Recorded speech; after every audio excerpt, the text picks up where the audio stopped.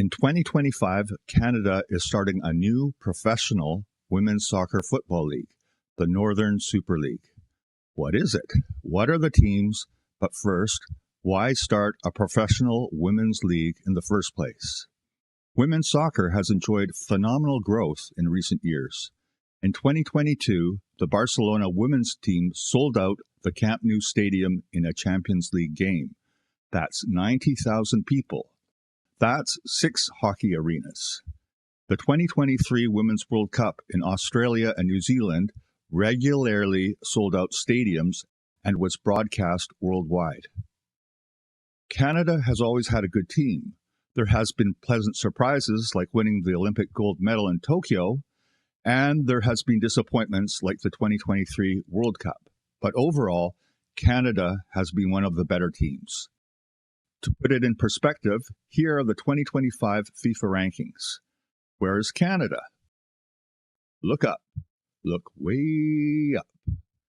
Canada is currently ranked in the top 10, 7th. If you compare that to the men, that's like the Netherlands, ahead of giants like Belgium, Italy, and mighty Germany. In the past, throughout the world, there was no women's professional leagues where players could devote all their time to developing. In this amateur era, some countries had women's non-professional leagues where you could keep in shape and develop. Other countries, especially the USA, had very strong college leagues where young adults could develop while being a student. Also, the top college players had their living expenses covered by scholarships. In this era, the Scandinavian countries and the USA thrived. Canada's national team was mostly made up of players actively playing in college. Again, especially U.S. colleges that had more generous scholarship programs. But the women's soccer world has evolved, and now we are in the professional era. If you look at the top 20 FIFA-ranked countries, they all have professional leagues. There's one glaring exception: Canada. By the way, surprisingly, this information was very hard to gather, and I would appreciate being fact-checked, and I will put updated info in the comments. So up until now, if you wanted to play for the national team, the pathway was go to a college in the USA, then try to get on a professional team in the US, Europe, or the rest of the world. The only exception that I know of that didn't go to a US college is Mary Yasmin Alidou. The problem with this system is Canadian players that don't want to leave the country or don't want to go to college simply fall off the map. This problem was all very well known, and one national team alumni, Diane Matheson, grew tired of waiting for the Canadian system to change. So she decided she would change the system herself. Without the support of Canada Soccer, Matheson created Project 8 to create a Canadian women's professional league. And despite the seemingly impossible odds, in 2025, this league is now set to launch. I give you the Northern Super League. Just like the NHL, the National Hockey League, the NSL is starting with 6 teams.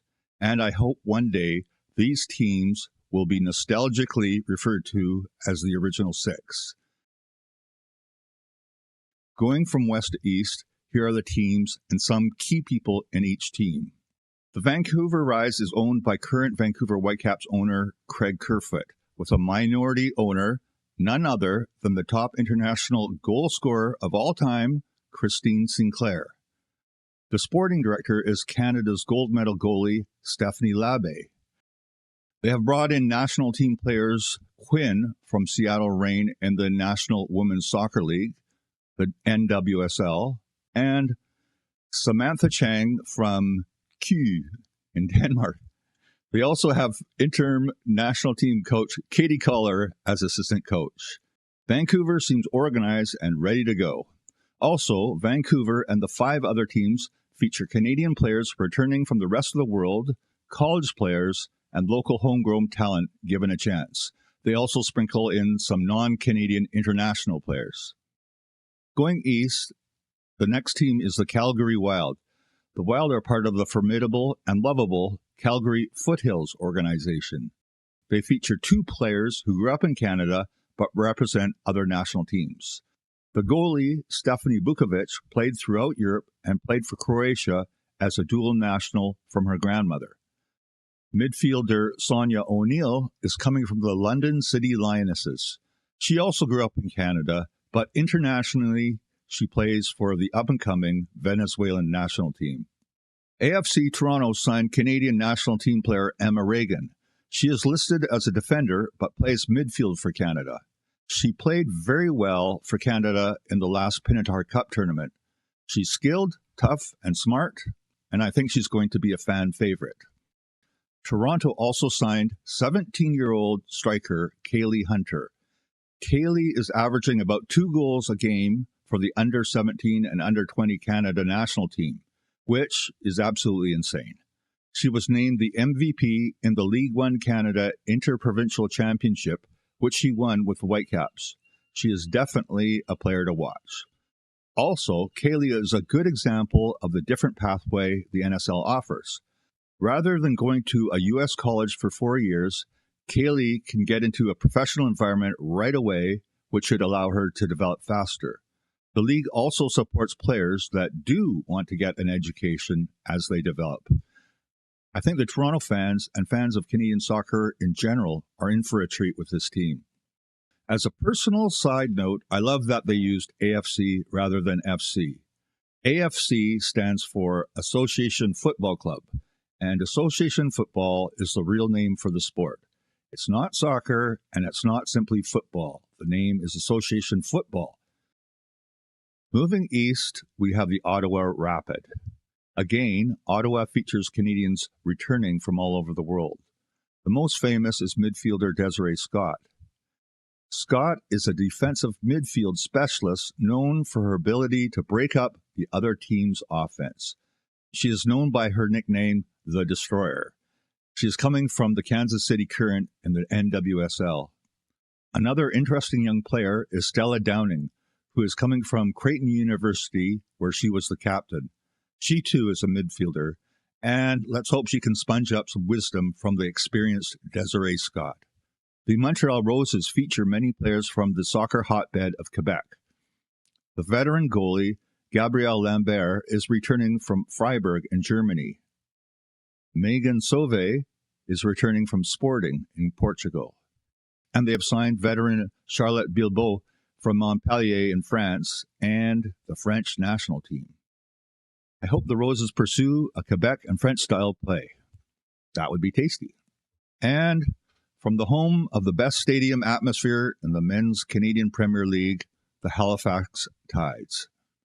The Tides signed famous Canadian national team goalie Erin McLeod from Iceland.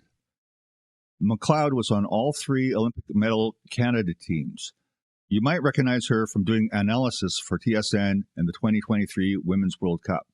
Or, if you are like me, you might remember her crazy Canadian flag hairdo, which I didn't realize was a flag at the time. Also, returning from Kerfoot in Iceland is hometown girl Saorla Miller, who played for the University of Texas Tigers. Well, that's the original 6 teams in Canada's Northern Super League. The whole thing kicks off April 16th, 2025, with Vancouver Rise playing the Calgary Wild in Vancouver. Both the CBC and TSN are covering the league, which is interesting. That's it.